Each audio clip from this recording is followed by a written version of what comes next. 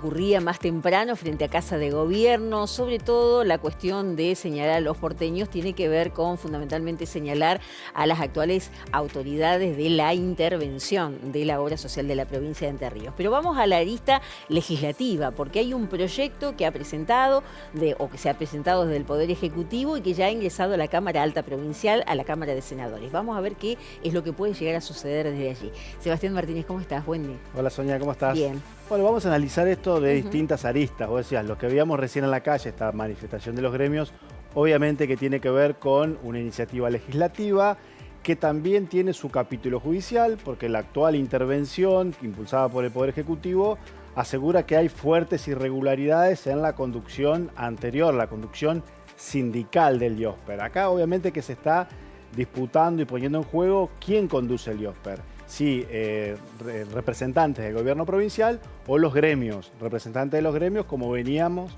hasta antes de esta intervención. Esas supuestas irregularidades en principio fueron a dar a una comisión como fiscalizadora dentro del Tribunal de Cuentas. Exacto, el Tribunal de Cuentas entendió que había elementos suficientes para realizar la denuncia en la justicia y ahora hay dos fiscales actuando.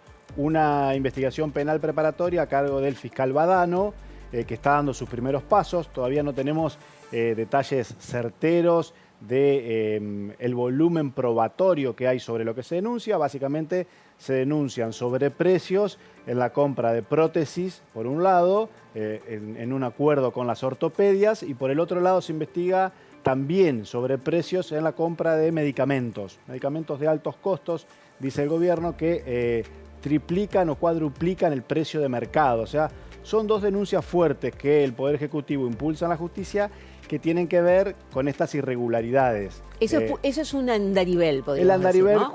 jurídico. Al andarivel político le sumamos la cuestión de los sueldos, que la conducción gremial siempre ocultó. Durante años los poderes del Estado publicaron sus sueldos y la conducción del IOSPER se negó a todo pedido de acceso a la información pública a difundir cuánto ganaban. Y evidentemente ese es el punto flaco, es el punto débil de las entidades gremiales que estuvieron a cargo en el directorio, ¿no? Cuando se hizo de parte del Poder Ejecutivo, de parte de la gestión del gobernador Rogelio Frigerio, semejante denuncia sobre las posibles irregularidades y sobre todo sobre los sueldos que se ganaban, es como que me parece que a la ciudadanía le faltó escuchar de parte de las propias entidades gremiales qué decían. ¿Lo hicimos? ¿No lo hicimos? ¿Cobramos esto? ¿No cobramos? Lo que pasa es que eran los números medio evidentes que cobraban eso y que lo ocultaron durante muchos años porque lo desconocíamos. Entonces, allí vimos el sueldo del presidente de 16 millones de pesos, cifras que son abultadas y que el propio presidente Fernando Cañete, lo reconoció públicamente, es decir, yo cobraba eso, no lo consideraba excesivo. Ahora, el gobierno podría haber hecho las denuncias correspondientes sin llegar a querer liquidar el IOSPER como actualmente funciona y crear una nueva obra social, que ahí ya es otra conversación. Bueno, ahí nos metemos ya en la parte legislativa del tema. El proyecto de ley, como bien decís vos, disuelve el IOSPER y crea la obra social de Entre Ríos, con una conducción que, como bien venimos contando, tiene más que ver con los representantes del Poder Ejecutivo y deja solo a dos gremios en una posición de minoría dentro de ese directorio, ¿no? Eso es muy político también. Eso es absolutamente político y es lo que se está tratando en la legislatura. ¿Qué se está mirando en la legislatura? El proyecto está en el Senado, lo están tratando 3 comisiones en distintos plenarios, que son estas imágenes que estamos viendo. Se dio un primer paso esta semana, donde se recibió a las autoridades del IOSPER. Se va a avanzar la semana que viene, recibiendo formalmente a los representantes de los gremios. Allí las comisiones de salud, de presupuesto y de legislación general, que son estas 3 comisiones que llevan adelante el tema, van a recibir a los representantes gremiales. Representantes gremiales que tienen un universo parecido al que vimos hoy. Por un lado, esta intersindical con la gran mayoría de gremios y por el otro lado, de manera aparte, UPCN. Un solo gremio que está como caminando por otro andarivel. Que tiene una visión más crítica porque compartió menos responsabilidades en sus años anteriores, o al menos ellos así lo entienden, porque estaban en la puja sindical, en la vereda de enfrente de la conducción de IOSPER, exacto, pero tenían un vocal también allí. Y UPCN tiene otra estrategia para reclamar y para posicionarse ante este tema. Por eso va por separado y no formó parte tampoco de la marcha de hoy. UPCN sería parte de ese directorio nuevo. UPCN sería el gremio mayoritario de estatales, le gana ahí por muy poquito a ATE, así que estaría ocupando una silla ahí. ACMER también estaría ocupando como gremio mayoritario docente, pero sí tiene una postura más crítica, está en esta intersindical. Esa es la cuestión sindical. Ahora la cuestión partidaria, político-partidaria, que se pone en juego en los bloques en el Senado. El peronismo tiene mayoría, tiene 9 senadores contra 8 del oficialismo.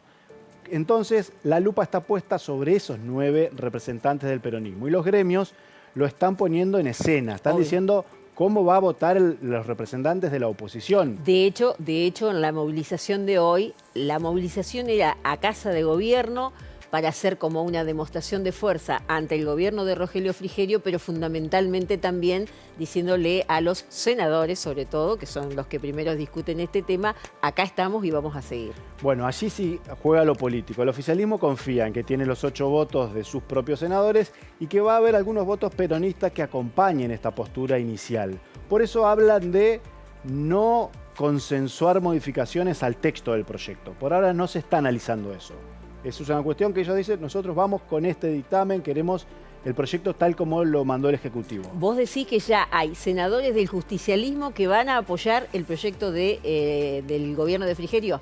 Eso es lo que se está especulando por el momento. ¿Qué va a pasar? Uno no lo puede decir por anticipado. Estamos viendo que las votaciones en la legislatura cambian hasta el último minuto, pero hay algunos senadores justicialistas que no estarían tan en desacuerdo con el proyecto. Esto se está viendo en las reuniones de bloque del propio peronismo, donde ya se habla de ir con un dictamen propio, esto es, con una ley, como bien decían algunos de los entrevistados, que no tire por la borda el IOSPER, sino que trabaje sobre la actual ley del IOSPER. Que modifique algunas cuestiones del actual instituto. Ya se está redactando algo, anda algún borrador dando vueltas en el bloque del peronismo como para ir con ese dictamen y que esa sea la posición. Uno supone de la mayoría del voto peronista, no sabemos si va a haber un voto homogéneo o no de los 9, porque hay algunos senadores, y esta semana sucedieron otras cosas también en el Senado que incluyó volanteadas con el nombre de algunos de esos senadores, donde le ponían, lo igualaban a Cuéllar, como jugando con el hecho de que Cuéllar fue el senador que votó la ley bases y que permitió a nivel nacional que se apruebe ese proyecto. Bueno, acá hay como una especie de escrache, que no lo mostramos porque son volantes anónimos, uno nunca sabe quién los tiró, pero pasó. Y están en la mira, podemos decir, o se está mirando de cerca cómo van a votar ciertos legisladores del peronismo que tienen diálogo con el Poder Ejecutivo. La senadora de Federal, Nancy Miranda, preside una de las comisiones, tiene muy buen diálogo con el Poder Ejecutivo. El senador por Villaguay, Juan Pablo Coso, lo que es Adrián Fuertes y los referentes del peronismo de Villaguay también tienen cierto buen diálogo con el Poder Ejecutivo. Y la senadora por Feliciano, Meca Domínguez, también la ven como alguien que no se ha manifestado públicamente en contra. Bien. Otros marcaban también la postura de la senadora Patricia Díaz, senadora por La Paz, pero el intendente de Santa Elena, su esposo, Domingo Daniel Rossi, afirmó públicamente que le pidió a la senadora y que el peronismo de La Paz le pide a la senadora que vote en contra del proyecto. Así que ahí hay una manifestación pública que ya la coloca del otro lado, del lado de la conducción del bloque con Oliva, que en una nota que le hiciste el otro día ya manifestó que él va a votar en contra del proyecto. Sí. Por lo menos era su postura personal, dijo que él no estaba de acuerdo con ese proyecto. Y uno puede entender que la mayoría del bloque peronista va a votar en contra. Puede haber algunos legisladores que se permitan o votar o propongan alguna alternativa y se llegue a algún escenario de negociación, pero no está definido la posición del bloque en su conjunto y hay algunas cuestiones en el peronismo que se están dialogando también puertas adentro. Ahora, y algunos Sebastián, piden también un mandato partidario, que el PJ se exprese y le pida a los legisladores que voten en cierto sentido. Bueno, allí habrá que ver también qué pasa, por ejemplo, con la secretaria de UPCN, Karina Domínguez, que es vicepresidenta del PJ Entre Ríos. Nada más y nada menos. ¿Qué rol va a jugar? Vos recordarás que cuando fue a nivel nacional, cuando se discutían otros proyectos que tenían que ver con el gobierno de Milei, el PJ tuvo una postura bastante clara y, sin embargo, Edgardo Cuéllar votó como quiso. Bueno, acá está la cuestión política muy presente, los posicionamientos. Creo que de los proyectos que han ido a la legislatura con esta conformación, con el PJ en mayoría en el Senado, es uno de los más importantes, así que se va a ver cómo también está el peronismo en esta cuestión. La última consulta, Sebastián, el gobierno había pedido que en un mes más o menos esto se resuelva. ¿Vos decís que va a ir para largo o crees que se pueden ajustar esos tiempos? Creo que puede haber novedades en 2 o 3 semanas, al menos en el Senado. En diputados seguramente el trámite será mucho más rápido. Muchísimas gracias, Seba, muy completo. Seguimos. La comunidad de Gualeguaychú está movilizada por el fallecimiento de Elías Benítez, de quien se encontró su cuerpo en noviembre del año pasado en el sur de nuestra provincia. Se ha encontrado en las últimas jornadas una bicicleta que se presume que pertenecía a este joven y esto de alguna manera ha reactivado la investigación. La familia, su madre, sus amigos entienden que se trató de un crimen. Elías era un re pibe, no sé cómo explicarlo porque no hay palabras como para explicar. ¿Hace cuánto lo conocías? Hace como 3 años ya. ¿Qué tenían en común? ¿Qué hacían? Jugábamos al básquet, después tirábamos free, íbamos a la freestyle, jugábamos a la pelota, nos quedábamos tomando truco, mate.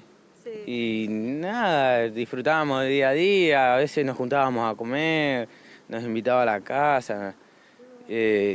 No, una re persona, desde que lo conocí siempre fue la misma persona, nunca cambió. Yo buscaba tratar de evitar conflictos, cosas así, el chabón era de hablar, ¿entendés?